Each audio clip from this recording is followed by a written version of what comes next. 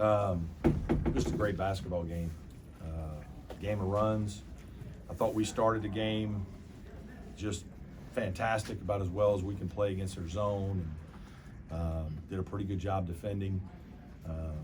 Then I thought the game turned a little bit. I thought the Gary Air and Dolage started to hurt us on the glass, and they played much better, a little more inspired there in the middle of the first half. And then, second half was just a back and forth street fight. Certainly it was hard there when we had the bad play where we made a three, fouled them, F1, 2 free throws, ball back. Now it's like 50-41, and lost some air in the building for sure. But just give our kids a lot of credit. Our guys have been resilient all season. We just kind of battle and played better. Tevin really got us going. I talked a lot at halftime about I didn't think our defense was quite as good as it needed to be. I thought it was very good in the second half, and I thought we needed to get a couple of energy baskets, effort baskets off offensive rebounds and hustle plays, and I thought Tevin got a couple of those, and Tevin and Clyde just both played an exceptional half and second half, and for us to find a way to win that game was big time for us. So really proud of our players. Coach, if anybody had told you that Amir would only have his first bucket in the last minute of the game, you'd only be down 1 point, would you believe that? Yeah, I don't know. I mean, I think sometimes Amir's value is way more than just the scoring. Obviously, we need him to score more, but some games are not going to be that for him. Like, I thought his defense was outstanding tonight. He wasn't guarding a primary player, but his help, his extending on screens, his rotations, his box outs, and just I thought he made some terrific plays. And offensively, he made better plays late. He probably wasn't as good early against the zone as we would have liked. He was better in practice, but obviously we need other guys to step up, and you're going to have 2 or 3 guys play really well. We had Clyde and Tevin have fantastic games. Brad, what was your instructions there with 11 seconds to go when y'all coming out of that timeout? Yeah, just we're going to switch screens and just try to keep them in front of us. We didn't want to foul them. Let's make them make a tough play. And then as we get a rebound, let's go play and see what happens. And if I don't like what I see, I'll call timeout. But if I like what I see, I'm gonna let you go. And Kayvon's good in the open court like that. He got the rebound. Our guys ran, which was outstanding. We got ahead. Kayvon made a nice little crossover dribble and a fantastic pass to Clyde. And it wasn't an easy finish, but Clyde made a great play. It was really good basketball. I think sometimes fans and media, everybody, you want us to call get it to half court, get it to the other side, call timeout, try to organize. That's hard. That's really hard. And so oftentimes you're better off letting guys go. Like in the open floor, if you feel like they have a chance. Obviously a year ago it didn't work out against North Carolina. Tonight it did. Those are decisions you make as a coach as you're watching a play go, hoping that your guy can either make a play to the basket, get fouled. And tonight our guys made an exceptional play. Psychologically, how resilient does your team have to be when they're just throwing those daggers? They're hard to play against. They don't turn it over. They don't pass as much. They don't run as much, complex offense as some people. And maybe Coach Boeheim's really smart for that. Why try to do all that stuff when you're really just trying to get it to the best player anyway? So why not just give it to him and let him start with it and make plays?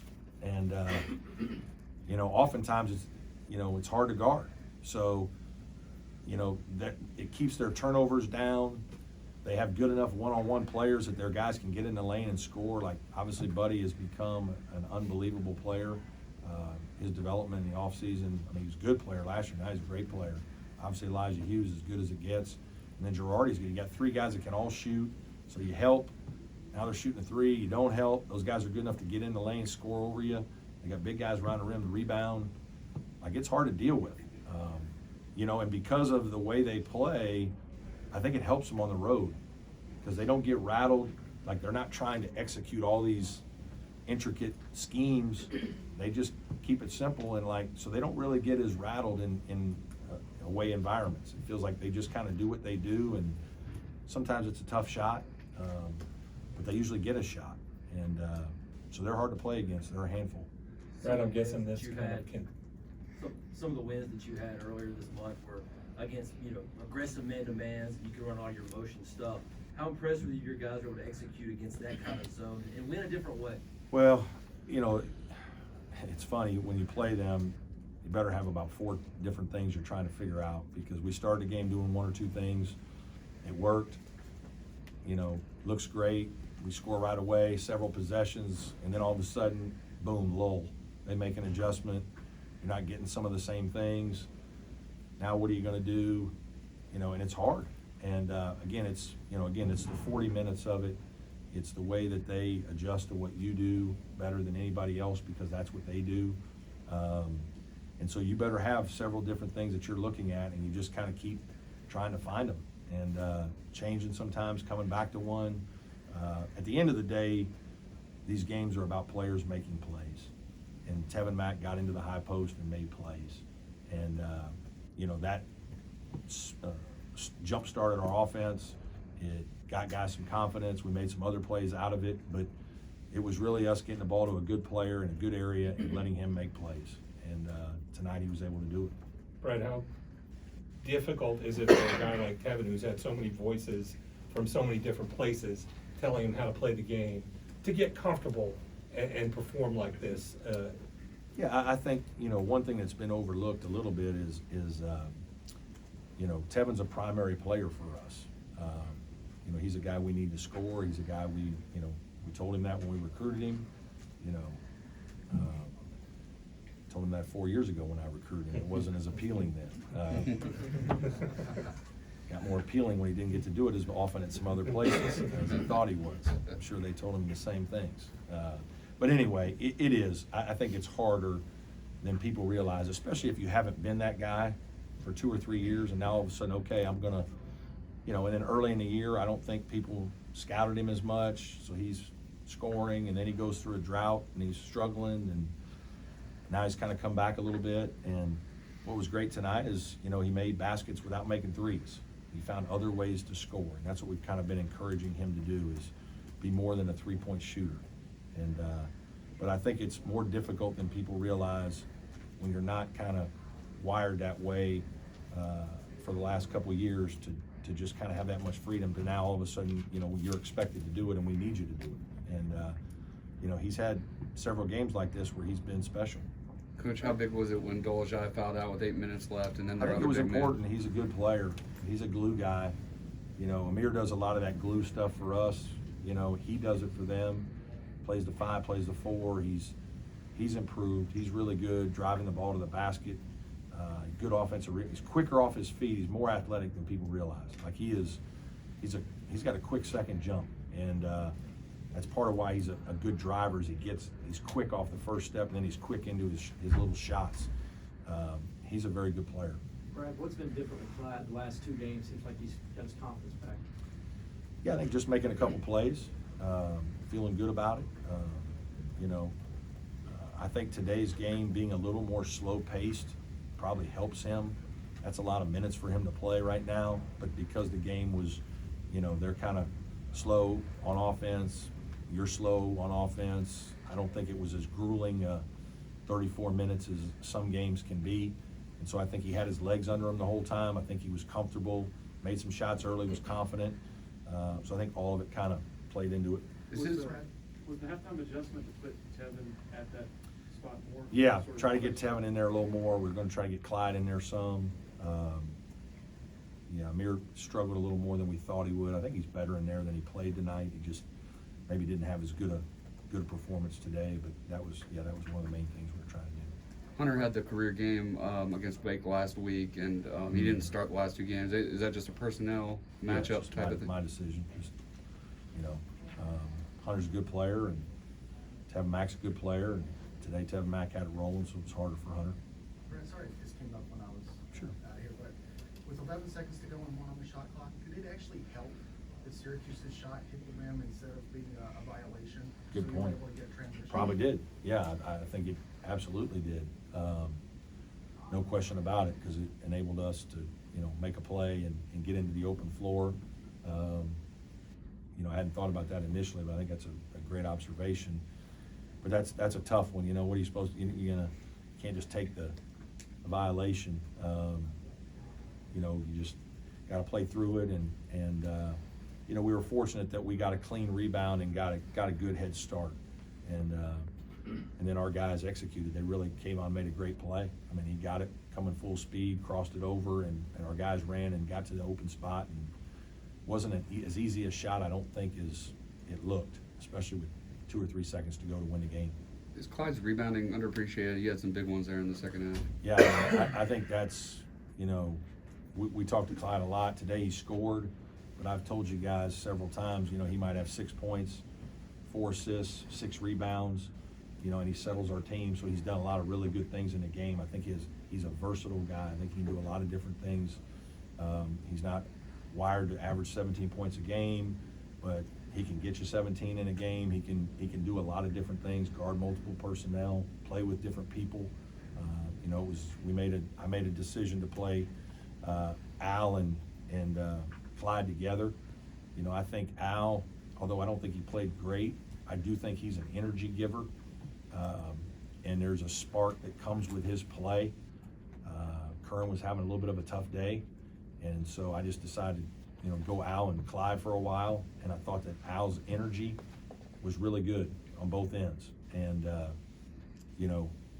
thought it helped, and there were some defensive issues that weren't easy for him, but he was good in terms of, again, providing juice to our team. Brad, going back a month or so ago, was there anything in those practices after the Miami game that pointed to what you guys have been able to do in January? And were you at all worried about their resilience?